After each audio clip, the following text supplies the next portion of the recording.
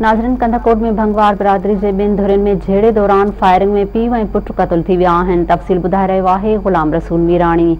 जी ग़ुलाम रसूल, तफ़सील ॿुधाइजो। जी बिल्कुल, ही क़ंधककोट भरिसां ए सेक्शन थाने की हद है। मलीर शाख जेको आहे उते ॻोठ आहे मोहम्मद अमीन भंगवार, उते ज़मीन में पानी छॾण वारे मामले सां भंगवार बिरादरी जी धुरियुनि में जेको आहे उहो झड़ो थी वियो। झेड़े दौरान फायरिंग जे नतीजे में 2 ॼणा नज़ीर अहमद ऐं संदसि जो पुटु जेको आहे अब्दुल भंगवार उहे क़तल थी विया आहिनि। जॾहिं त शबीर भंगवार, अकबर भंगवार, सईद फारूक भंगवार समेत जेको आहे 7 ॼणा उहे ज़ख़्मी थी पिया आहिनि। ऐं अहिड़े वाक़े सबब इलाइक़े में जेको आहे जंग जो मैदान जेको आहे उहो बणिजी वियो ऐं इलाइक़े में ख़ौफ़ वैरार पकड़जी वियो। ऐं अहिड़े इतलाह ते जेको आहे पुलिस ऐं ॻोठाणनि जेको आहे थी करे झेड़ो ख़तमु कराए ज़ख़्मी ऐं जेके लाश आहिनि उन्हनि खे क़ंधककोट सिविल अस्पताल जेको आहे मुंतक़िल कयो वियो आहे।